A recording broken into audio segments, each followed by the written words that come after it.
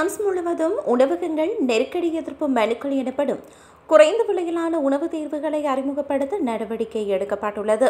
குறைந்து வரும் வாங்கும் திறன் மற்றும் பொருளாதார அழுத்தங்களை சமாளிக்க இந்த நடவடிக்கை எடுக்கப்பட்டுள்ளது. நான்சி நகரில் உள்ள பிரபலமான உணவகம் இதற்கான சிறந்த உதாரணமாக உள்ளது.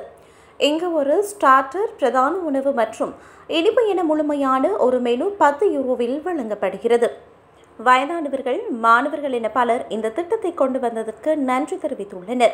அவர்கள் மீண்டும் உணவகங்களுக்கு வர முடியாத நிலையில் இருந்த நிலையில் இந்த மெனு மூலமாக அனைத்து வாடிக்கையாளர்களுக்கும் சம வாய்ப்பு வழங்கப்படுகிறது. அதிக லாபத்துக்காக அல்லாமல் அதிக வாடிக்கையாளர்களை ஈர்க்கும் நோக்கத்துடன் குறைந்த செலவில் இந்த உணவுகள் தயாரிக்கப்படுகின்றன. மூலப்பொருட்கள் ஒவ்வொரு மெனுவுக்கும் 3.50 யூரோவிற்கும் குறைவாக இருக்க வேண்டும். அவற்றை அருகில் உள்ள கிராமங்களிலிருந்து நேரடியாக வாங்குவதால் செலவை கட்டுப்படுத்த முடிவதாக உணவக உரிமையாளர்கள் தெரிவித்துள்ளனர். இந்த மாதிரியான நெருக்கடி எதிர்ப்பு தந்திரங்கள் உணவக வணிகத்தை மீண்டும் உயிர்ப்பிக்கின்றன. உணவகம் ஒன்றில் மதிய உணவு நேரத்தில் முன்பு 30 பேர் மட்டுமே வந்த நிலையில் தற்போது 90க்கும் மேற்பட்டோர் வருவதாக உணவக உரிமையாளர் தெரிவித்துள்ளார். வாடிக்கையாளர்கள் தங்கள் மெனுவுடன் கூடுதலாக தேநீர் மற்றும் கோப்பி ஆகியவற்றையும் கொள்வனவு செய்வதால் மொத்த வருமானத்தில் 8% வளர்ச்சியும் பதிவாகியுள்ளது.